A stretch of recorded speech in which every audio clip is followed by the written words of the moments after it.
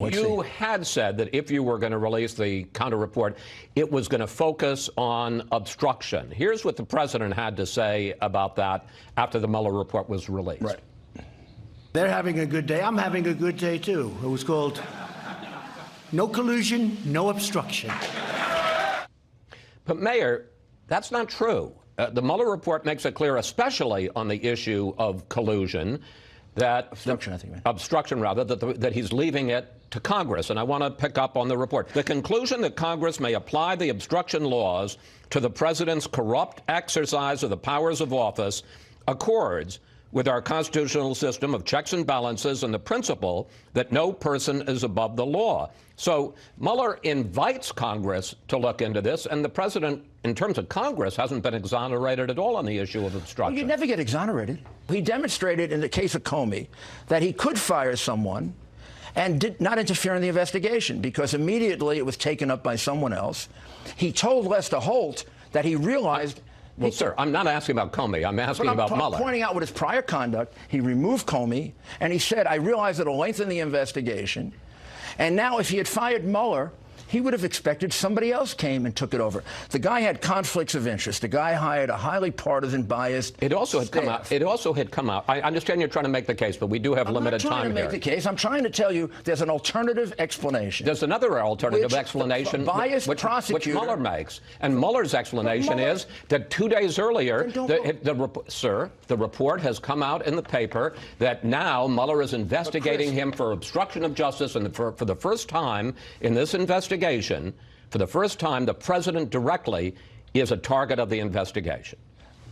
Chris, what you're doing is you're taking the Mueller report, which is a prosecutor's version of what happened.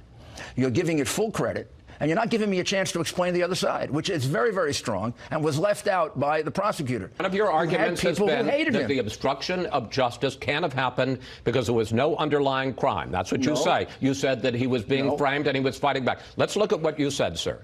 Put it up on the screen. It's kind of ridiculous to go after a man for obstruction when he was falsely accused. He was defending himself. His intent in each one of these situations, all 10 of them, is easily explained as an intent to not get framed. The special counsel says that what you just said is not true. Volume 2, page 157. Obstruction of justice can be motivated by a desire to protect non-criminal personal interests, to protect against investigations where underlying criminal liability falls into a gray area, or to avoid personal embarrassment. Mueller says the injury to the justice system is just as great. It doesn't matter whether there was an underlying crime. It's still obstruction. Well, when did Mueller become God? Mueller says the injury to the justice system is still as great. There was no injury, by the way. We're talking about an inchoate crime. We're talking about something that didn't happen. There was no obstruction. Nothing was denied him. Nobody crushed cell phones like Hillary did. Nobody deleted 33,000 emails like Hillary's people did. And nobody bleached a server like Hillary did. There was no obstruction. They don't point to a single obstruction in their investigation. I'll tell you what, I don't see how President Hillary survives this. Honestly, if it wasn't for blaming Hillary Clinton for everything Trump does, what would Republicans talk about? Their entire PR strategy is to pivot to a woman who has not held public office in almost 8 years. But even without Hillary, Giuliani's defenses are tenuous at best. He claims that Trump couldn't have obstructed justice because he wasn't looking to obstruct the investigation. He was simply acting in response to the vicious Democrats' false accusations. But Giuliani is purposefully conflating motive and intent, of which the difference is really important. He says in all 10 instances, Trump's intent is to not get framed, which is untrue. His motive may have been not to get framed or that he felt he was acting in response to an unfair probe, but his intent was to stop this investigation into him from moving forward, or otherwise put, to obstruct justice. And guess what? Motive is irrelevant, and the intent is what matters. Giuliani either doesn't know the difference and should probably be disbarred, or more likely, he does and he's banking on the fact that everyone else doesn't. But Giuliani goes on to say that of course Trump firing James Comey was an obstruction because he knew the investigation would be taken up by someone else, which ended up being Mueller. And so, of course, Trump wasn't obstructing by trying to fire Mueller because, like before, he knew someone else was going to take up the investigation after him. There are so many things wrong with that. First of all, firing James Comey in and of itself was an instance of obstruction. Doing it twice doesn't negate that, it makes it 2 instances of obstruction. And second, why do you think Trump would constantly replace the person investigating him? Is he truly looking for a neutral arbiter? Of course not.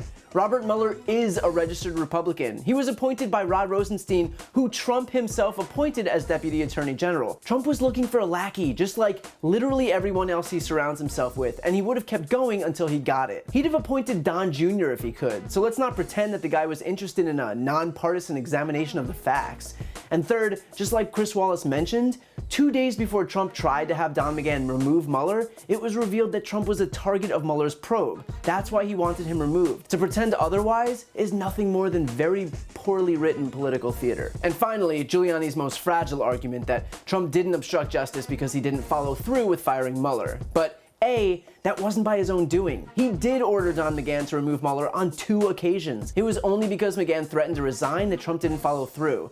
If I offered to pay a guy to kill someone else and they refuse, that's not something I'm gonna walk into a police station bragging about. And B, there is something called endeavoring to obstruct. This too is what Giuliani referred to as an inchoate crime, which is basically defined as an attempt to commit a crime, but endeavoring to obstruct is still prosecutable. In fact, that exact charge was included in Nixon's articles of impeachment as, quote, interfering or endeavoring to interfere with the conduct of investigations by the DOJ, the FBI, the special prosecutor, and Congress. So Rudy will continue to do the morning talk show circuit, spouting out flimsy defenses of Trump, but the fact is that the president is going to need some kind of miracle to protect him from the facts laid out in the Mueller report, and Rudy Giuliani is not it.